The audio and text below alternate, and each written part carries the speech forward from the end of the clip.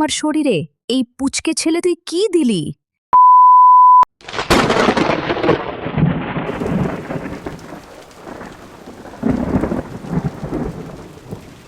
কি গো, আজকে কি কাজে না গেলেই নয়?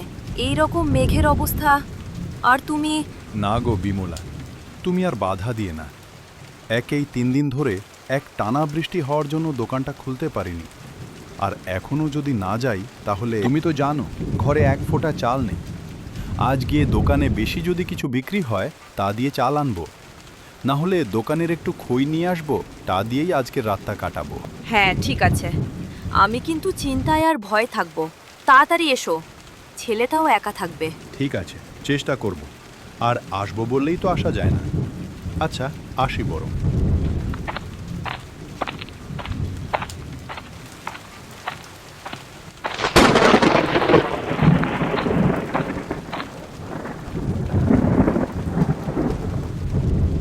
দুগ্গা দুগ্গা গিয়ে হাতের কাজগুলো সেরে নি।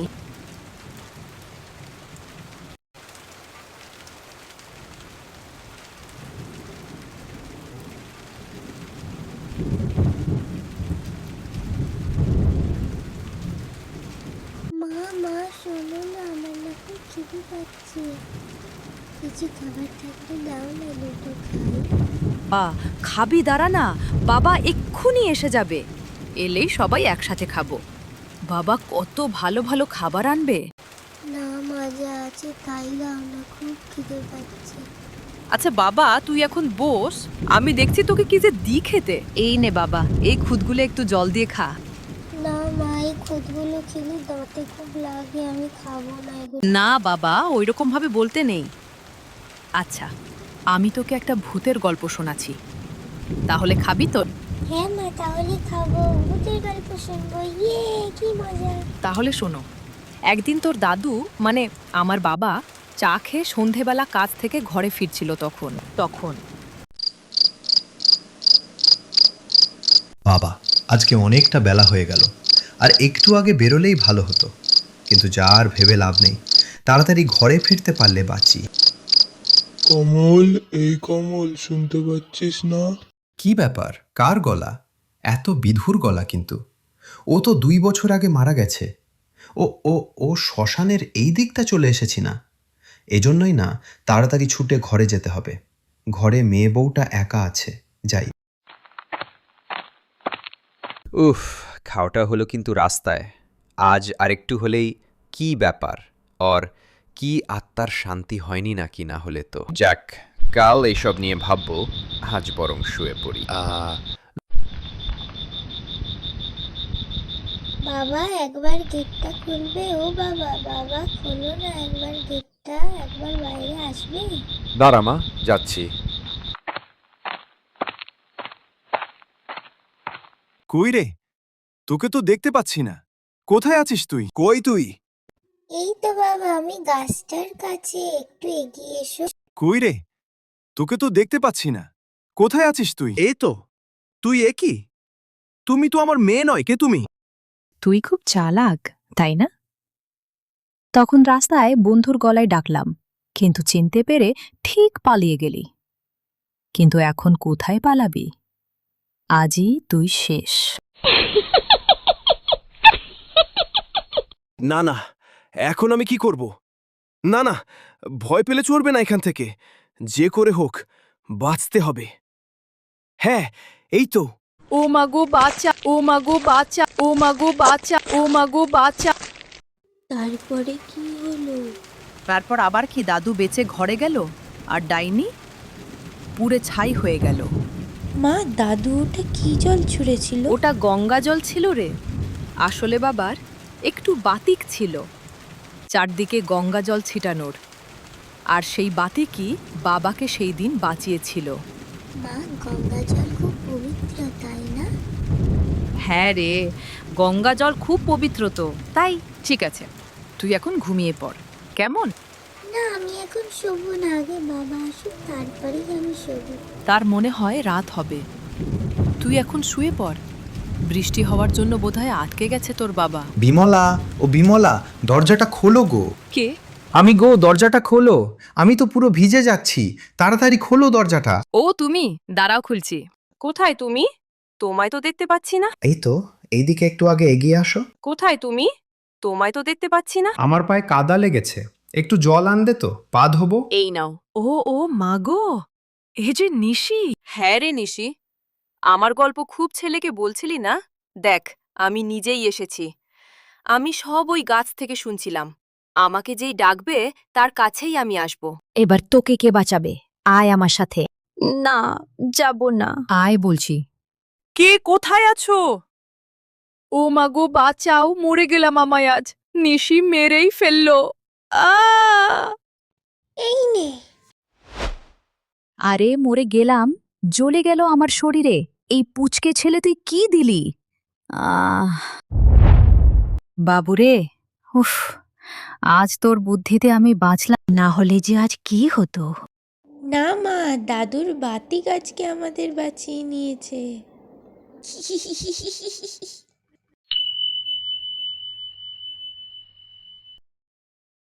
মা, তুমি কেন আমাকে এত তাড়াতাড়ি ছেড়ে চলে গেলে? তোমাকে ছাড়া যে আমার একটুও থাকতে ভালো লাগে না। তুমি তো জানো মা, তুমি তো জানো। তাহলে কেন তুমি সব জেনেও আমাকে এত তাড়াতাড়ি ছেড়ে ভগবানের কাছে চলে গেলে মা?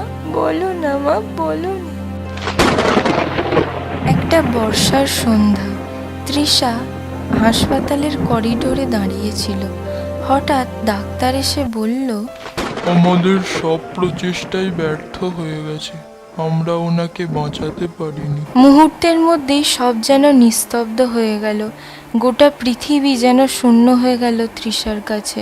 সে বুঝতে পারছিল না এখন সে কি করবে, কোথায় যাবে। তৃষা এইসবই ভাবছিল। হঠাৎ করে কে যেন তার মনে মনে বলল, তুই কখনো ভেঙে পড়বি না। তৃষা তার মনকে শক্ত করলো। কিন্তু যতই হোক, মা তো, মেয়ে কখনো কি তার মাকে ভুলতে পারে? প্রত্যেক রাতে শোয়ার সময় তৃষা তার মাকে মনে করত, আর একসময় কাঁদতে কাঁদতে ঘুমিয়েই পড়ত। মৃত্যুর পর গোবিন্দবাবু তৃষাকে তার ঘরে নিয়ে গেলেন। গোবিন্দবাবু ছিলেন তৃষার দাদু। সেখানে তৃষা খুব ভালোই থাকছিল। তৃষা রোজ স্কুলে যেত। স্কুলেতে সবাই তাকে খুবই ভালোবাসতো, এমনকি স্কুলের দিদিমণিরাও তাকে খুবই স্নেহ করত, কেবলমাত্র তার মিষ্টি ব্যবহারের জন্য। তৃষার বাড়ির পাশের গাছের সব পাখিরা, রাস্তার সমস্ত কুকুররা তৃষার নতুন বন্ধু হয়েছিল। তারা সবসময় তৃষার সঙ্গে কথা বলতো এবং এমন অঙ্গভঙ্গি করত দেখে মনে হতো তারা যেন তৃষাকে আশীর্বাদ করছে।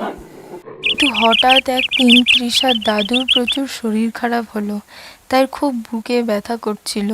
তৃষা পাড়ার কিছু ছেলের সহযোগিতায় তার দাদুকে দ্রুত হাসপাতালে নিয়ে গেল। ডাক্তারবাবু, আপনি আমার দাদুকে ভালো করে দিন। আমার যে আমার দাদু ছাড়া আর কেউ নেই। দাদুর কিছু হলে আমি কি করব? আমার দাদুকে ভালো করে দিন, আমার দাদুর যে খুব বুকে ব্যথা করছে। সে ঠিক আছে, তাহলে তুমি খুব তাড়াতাড়ি 25,000 টাকা এখানে জমা করে দাও, তাহলেই আমরা চিকিৎসা শুরু করতে পারবো। কিন্তু আমার কাছে তো কোনো টাকা পয়সা নেই, আমি কি করে এত টাকা জমা করব? ঠিক আছে, তুমি 3 দিনের মধ্যে টাকা জমা করে দাও, আমরা চিকিৎসা শুরু করছি এখন। তারপর তৃষা টাকা জোগাড় করার জন্য অনেক ছোটোখাটো কাজ করতে লাগলো। কখনো সে ফুলের মালা গেঁথে দোকানে বিক্রি করত, কখনো বা দোকানের জন্য ঠোঙা করত। তাকে দেখে বোঝাই যেত না যে সে এত ছোট। মাত্র 10 বছর বয়সে তৃষা অনেক বড় হয়ে গিয়েছিল। এত চেষ্টা করার পরেও সে পুরো টাকাটা জোগাড় করতে পারছিল না কিছুতেই।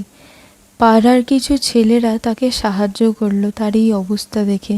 তারপরে সে পুরো টাকাটা জোগাড় করে হাসপাতালে জমা দিল। সেদিন তৃষা মনে মনে শপথ করেছিল যে সে বড় হয়ে ডাক্তার হবে এবং অনেক গরিব মানুষকে চিকিৎসা দিয়ে সুস্থ করে তুলবে, যাতে কোনো মানুষকে চিকিৎসার অভাবে এবং পয়সার অভাবে কোনোদিনও মারা যেতে না হয়। তারপর দাদু সুস্থ হয়ে ঘরে ফিরে এলেন। দাদু একদিন চিন্তা করলেন যে একা হাতে এই নাতনিকে মানুষ করা খুবই কঠিন, তাই তাকে মানুষ করার জন্য তার একজন মায়ের প্রয়োজন। পাড়ার এক গরিব বিধবা স্বপ্না তার স্বামীকে হারিয়ে খুবই কষ্টে দিন কাটাচ্ছিলেন। দাদু ভাবলেন একেই আনতে হবে আমার তৃষার জীবনে তার মায়ের শূন্যস্থান পূরণ করতে।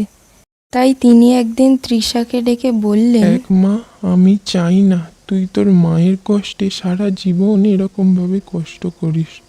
আমি চাই কেউ তোর জীবনে আসুক আর তোর মায়ের শূন্যতাটা পূরণ করুক।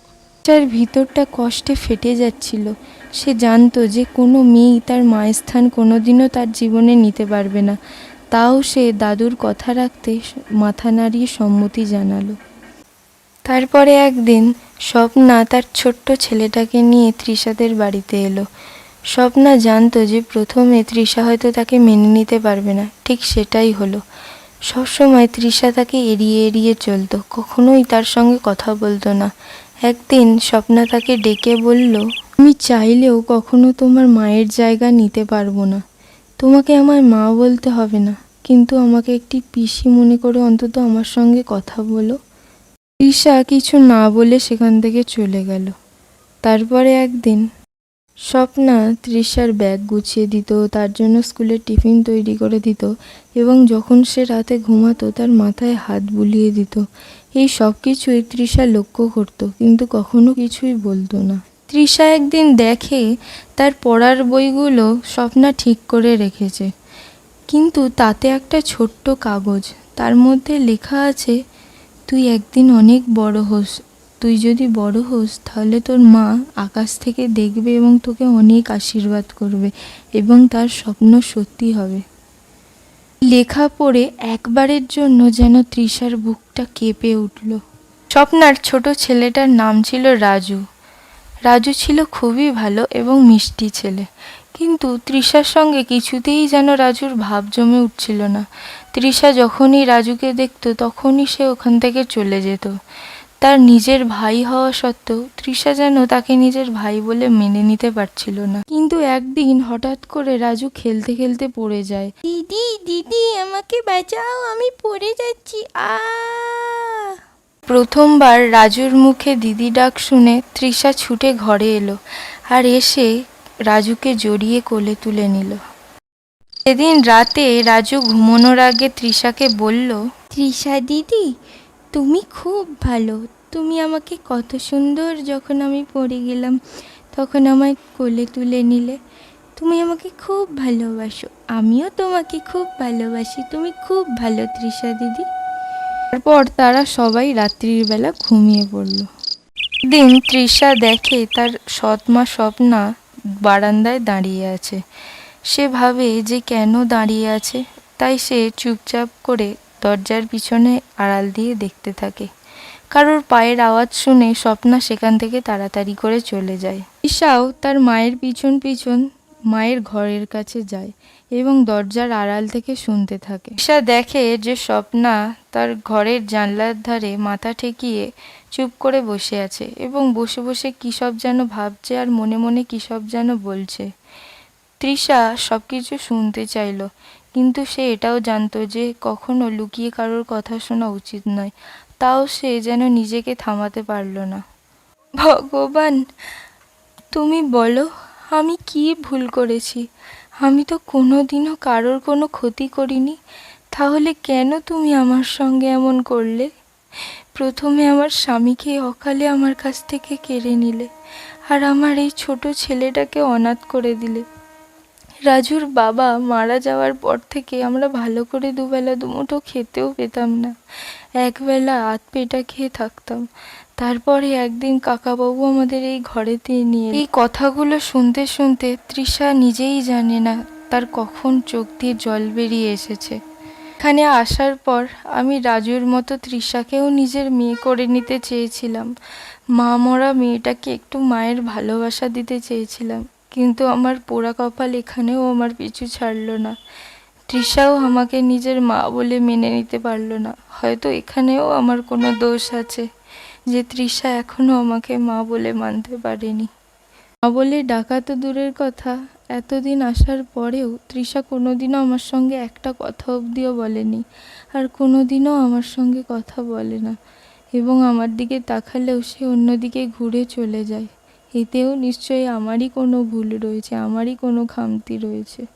হয়তো ও কোনোদিনও আমাকে মা বলে মেনে নিতেই পারবে না। কথাগুলো বলেই স্বপ্না কান্নায় ভেঙে পড়ল। ভগবান, তার গলা ভারী হয়ে এলো। সে বুঝতে পারছিল না এখন সে কি করবে। তার মনে হচ্ছিল সে যেন তার মায়ের কাছে এক ছুটে চলে গিয়ে মাকে জড়িয়ে ধরে, কিন্তু তৃষা যেন তার পা বাড়িয়েও এগোতে পারল না। তৃষা কি করবে বুঝতে না পেরে চুপচাপ নিজের ঘরে চলে গেল এবং ঘরে গিয়ে অনেক কিছু ভাবতে লাগলো। এই রকমভাবেই দিন যাচ্ছিল, কিন্তু হঠাৎ একদিন তৃষা চান করতে গিয়ে পুকুরের বাঁধানো ঘাটের সিঁড়িতে পা পিছলে গিয়ে তৃষার মাথা ফেটে যায়। তৃষার এই অবস্থার কথা জানতে পেরে স্বপ্না তাড়াতাড়ি ছুটে পুকুরের ধারে যায় এবং তৃষার এই অবস্থা দেখে নিজেকে আটকাতে না পারে হাউমাউ করে কেঁদে ওঠে। তারপরে তৃষাকে সবাই মিলে ধরে হাসপাতালে নিয়ে যায়। হাসপাতালে যাওয়ার পরে ডাক্তার জানায়, শুনুন, আমরা পরীক্ষা করে দেখেছি তৃষার শরীর থেকে অনেক রক্ত বেরিয়ে গেছে। তৃষার শরীরে খুবই রক্তের প্রয়োজন, কিন্তু ওর এতটাই রেয়ার ব্লাড গ্রুপ যে কোথাও কোনো রক্তের খোঁজ পাওয়া যাচ্ছে না। আপনাদের মধ্যে কারোর সঙ্গে কি তৃষার রক্তের ম্যাচ আছে? কথা শুনে স্বপ্না বলে, আমার যত রক্ত আছে তা আপনি নিয়ে নিন ডাক্তারবাবু, কিন্তু আমার মেয়েটাকে আপনি সুস্থ করে দিন। ওকে ছাড়া যে আমি ঠিক বাঁচব না। আছে, কিন্তু আপনার রক্তের গ্রুপ কি সেটা আগে বলুন। আমার রক্তের গ্রুপ হলো এ নেগেটিভ। সৌভাগ্যক্রমে তৃষারও রক্তের গ্রুপ ছিল এ নেগেটিভ। তারপরে ডাক্তারের সাহায্যে স্বপ্না তার শরীরের রক্ত তৃষাকে দিল। কিছুদিন পরে তৃষা পুরোপুরি সুস্থ হয়ে উঠল এবং ঘরে গেল। ঘরে ফিরেই তৃষা আগে স্বপ্নাকে মা বলে ডাকলো। সে প্রথমবারের মতো স্বপ্নাকে মা বলে ডেকে উঠল। এই ডাক শুনেই স্বপ্না ছুটে ছুটে তৃষার কাছে এলো। তার মুখে ছিল একটা আনন্দের হাসি এবং তৃষা তাকে দেখেই জড়িয়ে ধরল। তারপরে দুজনে আনন্দে আত্মহারা হয়ে গেল। মা, তুমি আমার সত্যিকারের মা। আমি আগে থেকেই জানতাম তুমি আমাকে ভালোবাসো, কিন্তু আমি তোমাকে কখনো মুখ ফুটে বলতে পারিনি। কিন্তু এখন তুমি আমাকে তোমার শরীরের রক্ত দিয়ে বাঁচালে। কিন্তু আমি তোমাকে এতদিন ধরে এত কষ্ট দিয়েছি, এর জন্য আমাকে ক্ষমা করে দিও। আমার ওপর রাগ করে থেকো না মা, আমাকে রাগ করে থেকো না। চুপ, একদম এইসব কথা বলবি না। আমি তো তোর মা নাকি? মা কখনো তার সন্তানের ওপর রাগ করে থাকতে পারে? এই দিন তৃষা আর স্বপ্না খুব কেঁদেছিল। তৃষা তার মাকে ফিরে পেয়ে তার মায়ের কোলে লুকিয়ে এবং স্বপ্না প্রথমবারের মতো তার মেয়েকে জড়িয়ে ধরে। ছোট ভাই রাজু, মা স্বপ্না এবং দাদুকে নিয়ে তৃষার দিন খুব আনন্দেই যেতে লাগলো। প্রতি বছর তৃষা তার স্কুলের মধ্যে পরীক্ষাতে ফার্স্ট হতো। তারপর 10টি বছর কেটে গেল। এখন তৃষার বয়স 20 আর রাজুর 13। সে বছর উচ্চ মাধ্যমিক পরীক্ষা দিল। সে বছর সে গোটা স্কুলের মধ্যে ফার্স্ট হলো। এবারে তৃষা মেডিকেল পড়তে চায় এবং ডাক্তার হতে চায়। সেই ছোটবেলার স্বপ্ন তার, সে একদিন ডাক্তার হবে, মস্ত বড় ডাক্তার। স্বপ্নাও চায় তৃষা যেন বড় ডাক্তার হয়, কিন্তু টাকার অভাব দেখা দিল। তৃষা কিছুতেই তার ভর্তির ফি জমা দিতে পারছিল না। সেই কারণে লুকিয়ে স্বপ্না তার সমস্ত গয়না বিক্রি করে দিল। তৃষা বলে উঠল, মা, তুমি কি করে এতগুলো টাকার জোগাড় করলে? কি করে করলে বলো আমাকে? ও নিয়ে তোকে কিছু ভাবতে হবে না রে মা, তুই খালি মন দিয়ে পড়াশোনাটা কর। তুই যদি ডাক্তার হোস তাহলে তোর এবং তোর ভাইয়ের জীবন আলোকিত হয়ে উঠবে। আমি আর তোর দাদু এইটুকুনি ছাড়া আর কিছুই চাই না। তোরা যেন দুজনেই মানুষের মতো মানুষ হতে পারিস। তৃষা তার মায়ের চোখের দিকে তাকিয়ে শপথ নিল, মা, আমি একদিন বড় ডাক্তার হবই। তোমার এবং দাদুর স্বপ্ন আমি পূরণ করেই ছাড়ব। তৃষা অনেক পরিশ্রম করে রাত জেগে পড়াশোনা করলো এবং মেডিকেলের জন্য প্রস্তুতি নিল। সে বছর সে মেডিকেলে প্রথম সারিতে চান্স পেল এবং পড়াশোনার জন্য অন্য রাজ্যে চলে গেল। সেখানে গিয়ে তার স্কলারশিপের অনুদানে সে পড়াশোনা করল। তারপরে একদিন সকালবেলা স্বপ্না তখন বাড়ির কাজ করছিল। তখন সে যেন শুনতে পেল তৃষা তাকে মামা বলে ডাকছে। তৃষার গলা শুনে স্বপ্না সেখানে ছুটতে গেল এবং গিয়ে দেখল তৃষা সাদা ধবধবে একটা ডাক্তারের পোশাক পরে দাঁড়িয়ে রয়েছে। স্বপ্নার এতদিনের স্বপ্ন পূরণ হয়েছে। সে তৃষাকে জড়িয়ে ধরল এবং বলে উঠল, মা তৃষা, তুই আমার কথা রেখেছিস। তুই আমার স্বপ্ন মতো একজন মস্ত বড় ডাক্তার হয়েছিস। আমি খুব গর্বিত মা, আমি তোর ওপর খুব গর্বিত। হ্যাঁ মা, আমি তোমার স্বপ্ন পূরণ করতে পেরেছি। আমি একজন হার্টের ডাক্তার হয়েছি। তুমি এতদিন আমার মনকে সামলেছ, এবার আমি অন্য মানুষদের মনকে সামলাবো। তারপরে তৃষা এবং স্বপ্না দুজনেই হি হি করে হেসে উঠল। এরপর থেকে তৃষা, তার মা, তার দাদু এবং তার ছোট ভাই সবাই মিলে সুখে আনন্দে থাকতে লাগলো। সব সৎমাই যদি স্বপ্নার মতো সৎ মা হয়ে ওঠে, তাহলে প্রত্যেকটা মা মরা ছেলে মেয়ে প্রত্যেক দিন একটু একটু করে না মরে তৃষার মতো বড় হয়ে নিজের স্বপ্ন পূরণ করতে পারবে।